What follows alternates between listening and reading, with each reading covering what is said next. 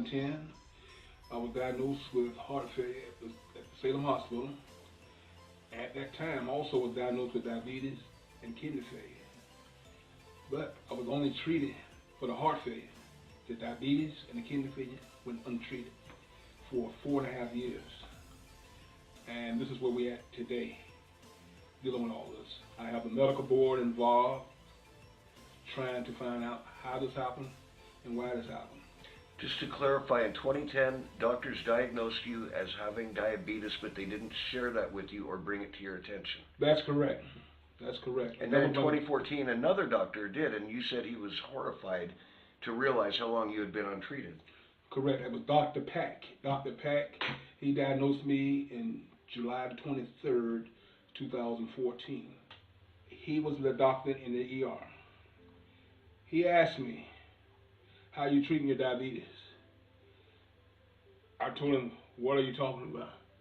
He said, "How are you treating your diabetes?" He said, "You was here just 2 months ago, May the 14th, and you had diabetes then, and not only that, you had diabetes for a long time, according to these records."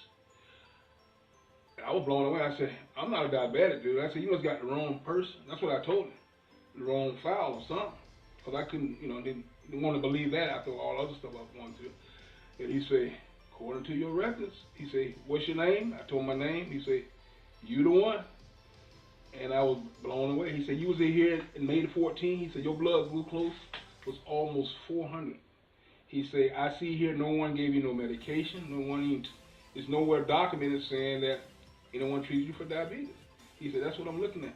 He said, "Today, I'm going to get you some treatment for the diabetes." He said, "I'm sorry this happened." He said, "But hey, I'm letting you know now, you're diabetic, and we will be getting you treatment." And during those years, your health progressively got worse. You were having to sit up, and I say this because I happen to know you, and I knew you at that time. I knew you had to sit up to sleep, but you had all kinds of other problems, the kidney failure, the heart failure. And what happened with 100 pounds of water weight on your body? What happened was what diabetes do, diabetes cause you to drink thirsty, be thirsty all the time. I was on a fluid restriction for my heart failure. I was only on 15 milliliters a day fluid restriction. They knew that. They knew anything past 1,500 milliliters could put me in the grave. But they allowed the diabetes to continue to make me thirst and put all this water weight on. So the water weight, I continued to drink, being thirsty from the diabetes, and it accumulated over time. And what they would do, when I have so much fluid on me, they'll up my Lasix and they try to get the fluid off, but that wasn't working. I was putting on too much fluid. So what ended up happening, I ended up being hospitalized in 2014, Thanksgiving week, at the Salem Hospital. They took off 40 pounds of water weight then. And then they turned around and released me in a week, and I still had probably another 30 pounds of water weight that should have came off me. I know that now because I know more of my body and how things go. But they released me. So I didn't feel no better, too much better when they released me here in Salem during that Thanksgiving week of 2014. Then 4 months later, I was rushed out to OSHU in Portland, and I had around 64 pounds taken off me at OSHU. So within that period, between those 4 periods, I had over 100 pounds of fluid taken off my body. So the diabetes, like I say, was the main contributor to the water retention that I had on me, the extra water retention that I had on my body. So I'm trying, like I say, and I don't understand why I'm going to the medical board, why the medical board cannot see. So you went to the medical board, you brought it to their attention, and they sent you a letter saying, basically, "Sorry, William, we can't help you on this." And then when you brought it to their attention beyond that, then they even admitted that there may have been problems. But what did you expect from the medical board when you went to them? Well, I expect the medical board to investigate and find out how this happened, or maybe why it happened, and try to figure out what can we fix here to make sure this don't happen to another person again. That's all I want the medical board to do, and do a fair investigation. They never investigated. That's what I'm getting at. They never investigated. All they did was look at my medical records and say, we're not going to investigate it. That, to their eyesight, that this is not worth investigating. Right. Another part is that before you contacted the medical board, you searched their site and found similar cases, and you could see the doctors were being sanctioned, even totally removed as being able to practice. And then when you brought this to their attention, you went back to look for those same cases, and they had been pulled from their website. Correct. What happened, before I decided to make the decision to talk to the medical board, something told me to investigate their website and see how many doctors that have similar cases to the diabetes and the heart or the kidneys, anything that I suffer from. I want to find doctors who've been disciplined for that type of situation that's similar to me. So I went on there and I found a couple of doctors that was one with cardiovascular issues, and I found another with diabetes issues, and they was disciplined. So the same day that I decided to, I pulled this off the website, got a copy of it right here, which you'll see, and I kept this copy, and I decided, I said, you know, I'm going to contact my state legislation, Peter Courtney office, and let them know what's going on. I need their support on this. I need them to help me to find out why this happened and try to make sure this don't happen again, and try to get them to investigate the situation, because this case is worth investigation. Because the reason I feel not just that, you know, because these two cases that they investigated with the heart, you know, the heart issue and the diabetes issue, they investigated those two.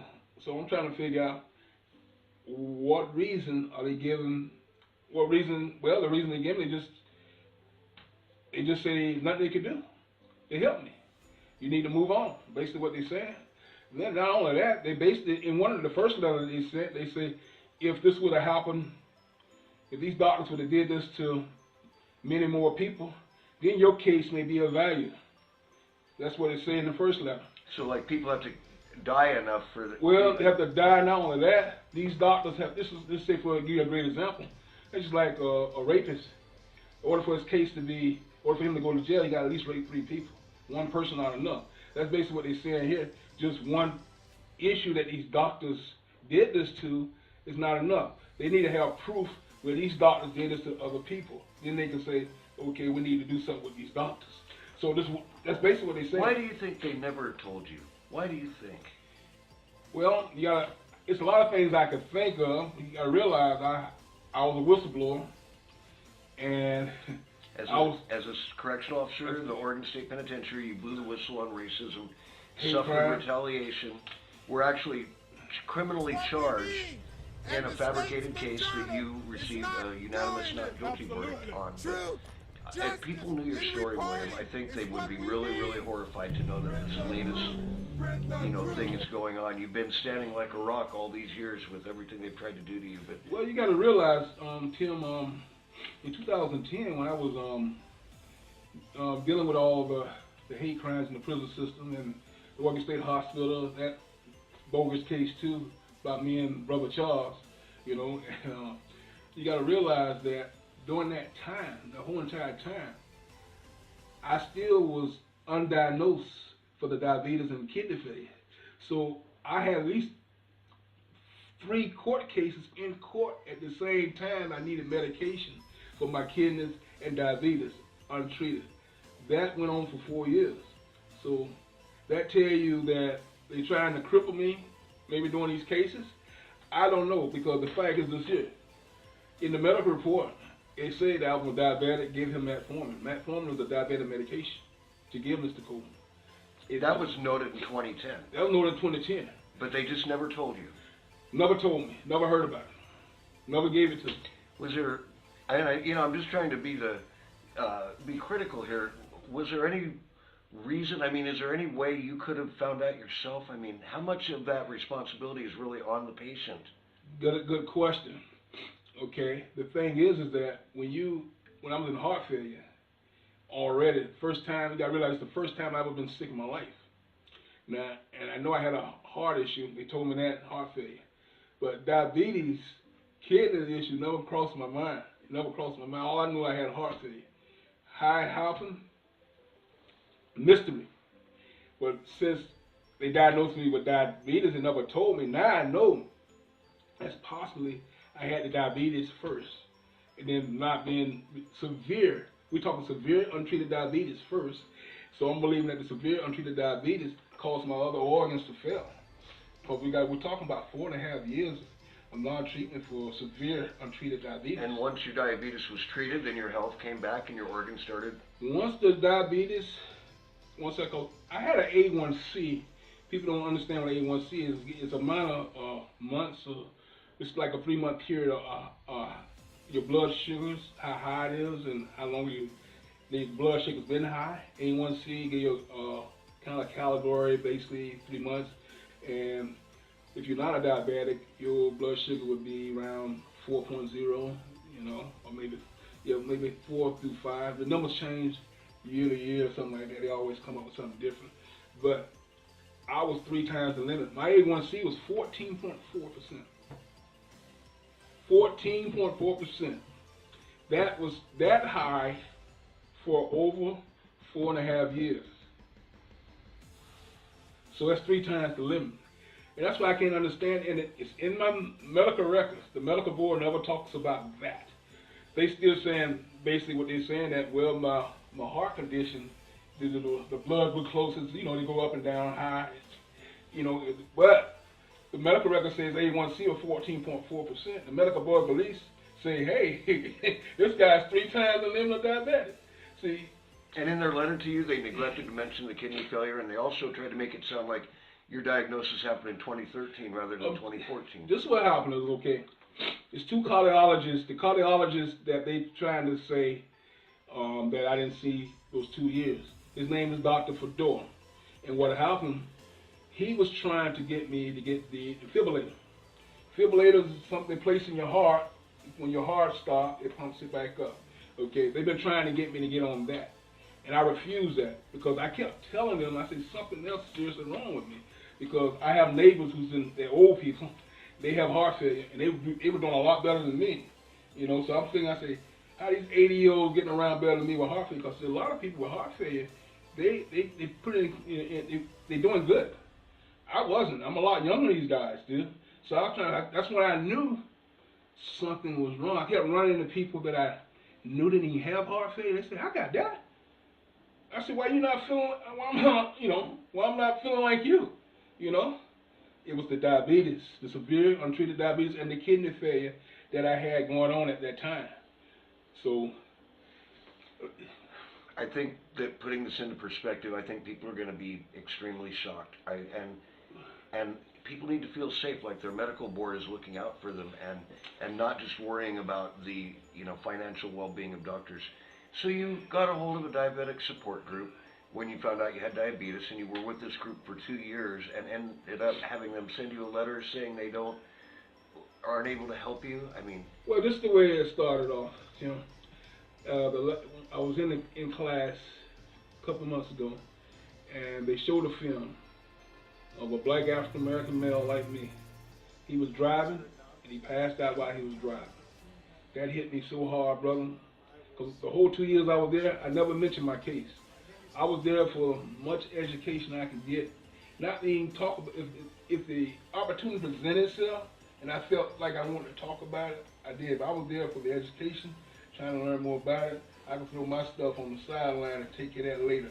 So that's my attitude that I had. Cause like I say, I felt a little not uncomfortable with that group. You know, me the only black guy that was going there for over a year and a half. I just seen a couple of blacks in there. My last 2 visits, started coming.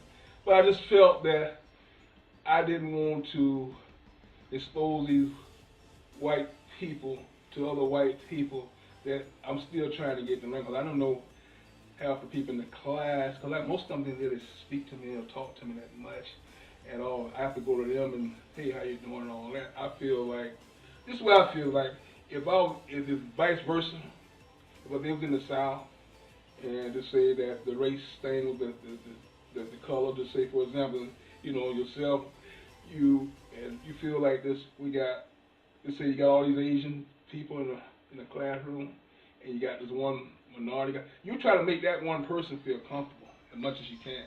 You know, that's the way it's supposed to be. It's supposed to make me feel, dude. It's been times I go there, man, and I don't. No one speaks to me or talk to me or greet me or nothing like that. Yeah. Unless I go to them and try to, you know, hey, how you doing? Your stories. It's a different atmosphere, you know, and it's always been that way. But I went for the education. It was only 5 minutes away from here, and you know, it was convenient for me. I went for the education, but I felt those things. Well, of course, I'm human. I felt those things. So when he played that video that day with the African American male, the black guy, having this episode with low blood sugar, and it broke me down, you know. It broke me down, man, and I told myself right there, I said, it's time for me to talk about my situation when I seen the video.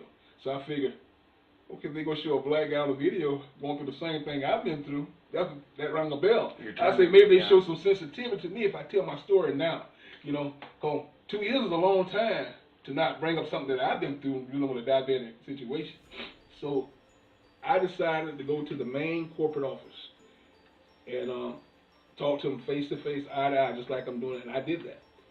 And they gave me so much hope. When they said they never in their life. And she was telling me about a story about her husband, his 60, 70 years and all that. She don't have diabetes. She the one started this foundation, the lady, I think her name right now. But she the one started the foundation.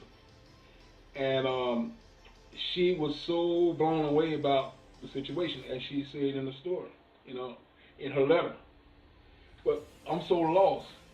How can you watch a guy, your husband, 57 years of diabetes? I want to ask her this question. What if you stop giving his medication for 4.5 years? Let's see when you feel the same way about my situation. What I got out of that is basically, we're not going to help you.